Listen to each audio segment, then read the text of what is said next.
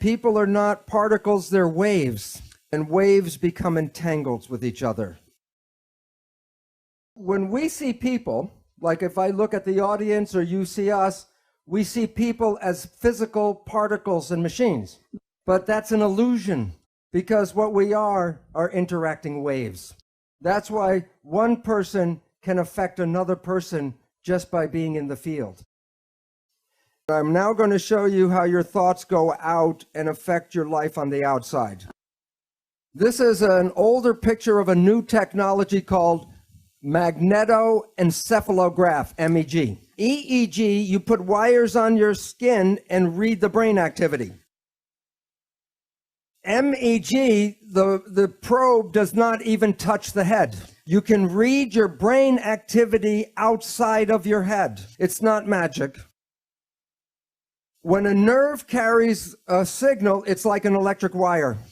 It has an electrical component as shown in the black arrows, and so the electric component can be picked up by electrodes on the skin.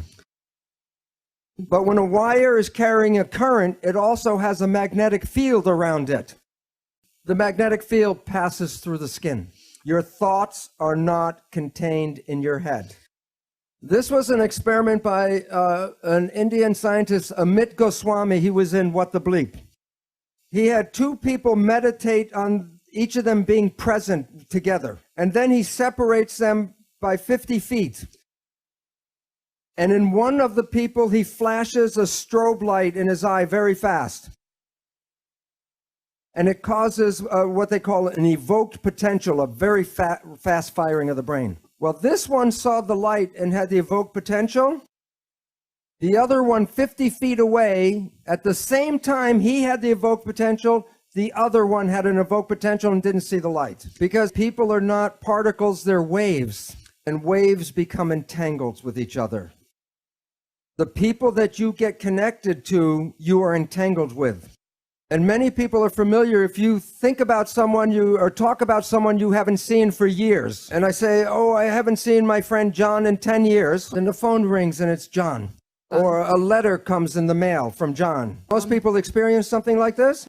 It's like the placebo nocebo. When you think very positive thoughts of someone, they make an effort to get in touch with you. But it works both ways. If you have a negative thought about somebody, wherever they are, they will create negative talk about you.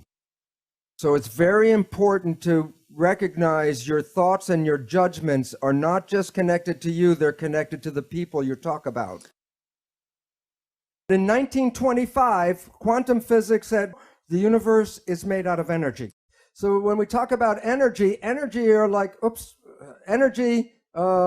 like waves in the water. That is, in fact, actually energy moving through water. So this is the actual shape of energy waves going through space. The question is, when two waves are coming toward each other, what happens when they meet? And the answer is they become entangled with each other. So in this room right now, there are radio, television waves, cell phone waves, all kinds of energy in the room entangled. So this is how energy waves interact. I drop two rocks from the same size rocks from the same height at the same time, and they hit the water. The question is, what happens when the waves meet? And to find out what you do, you add up the waves. 1 + 1 equals 2. So the two waves interfere with each other. And the result, when they're in phase, is the wave is more powerful. Okay? It is called constructive interference. Okay? There is an opposite effect. This time I dropped the two rocks from the same height, but I drop one before the other. And the ripples come toward each other, but they're out of phase. So two waves can interfere and cancel each other out. This is called destructive interference. You have all experienced this in your life. Constructive interference is called good vibes. And destructive interference, bad vibes. So let's say it's a Saturday night and you have to go to a party and you're tired, and you go to the party and you meet some people who are in wave harmony, and the waves are in harmony with you. And your energy and their energy in phase gives you more power. And then you are walking around with on your feet, on your toes, very high, constructive interference. Bad vibes. You are in a scary place and you feel the energy go.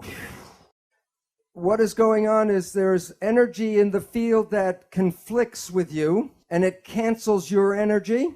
Bad vibes. All animals and all plants communicate with vibration. The gazelle doesn't have to go up to the lion and say, "Are you my friend?" Because at the distance, the energy could be felt and the gazelle will not go there because of bad vibes. If we were, when we were young, were taught to be sensitive to the vibrations, we would not find ourselves in bad relationships and bad places.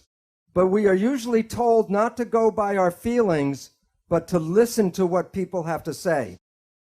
All organisms communicate by vibrations and know if they're in a good place or a bad place by reading the vibrations.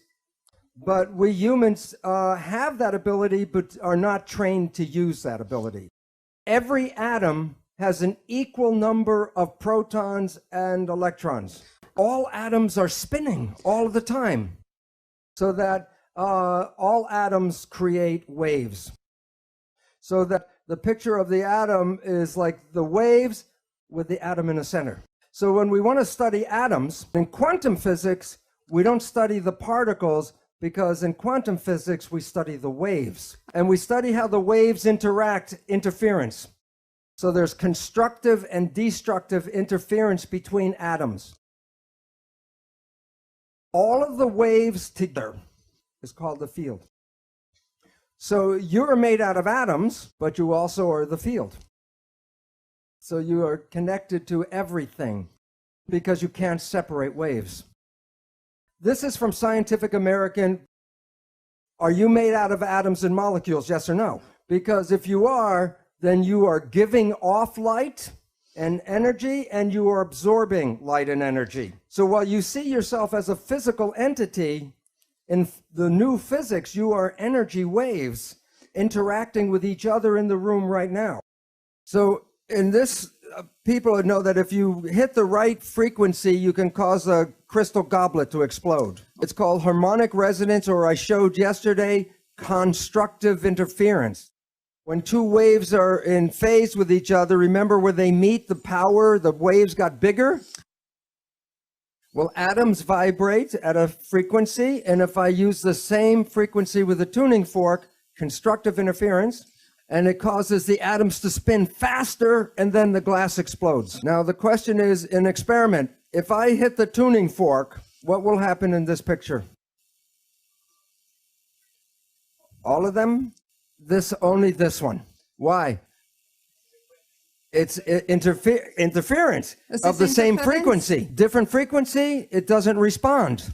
Now, you are like a tuning fork with your brain, and you're broadcasting frequencies of your thoughts. Which goblet is going to respond to your thoughts? The one that is harmonically resonant with your thoughts. If you live in fear, you're not going to activate the Dalai Lama, but you may get Scarface to show up. So when you are having thoughts, you are exciting and activating those things in the world that are connected to your thoughts. When a mugger is trying to pick out which person he's going to attack, which one of the different people walking down the street, which one do you think gets attacked? The one who is most afraid. Because the one who's most afraid will resonate, and that means that the mugger doesn't have to do anything, go boo, and everyone will give him everything. But while it works for individuals, it is very powerful when a whole group of people have the same thoughts. You can't make a war unless enough people are ready to make a war. I'm going to show a picture of mass action here, and it relates to in New York City, 1 year after 9/11. So this is September 11th, 2002, the 1-year anniversary of 9/11. What was everybody in New York thinking about that day? the winning number 911 because we collectively create the reality.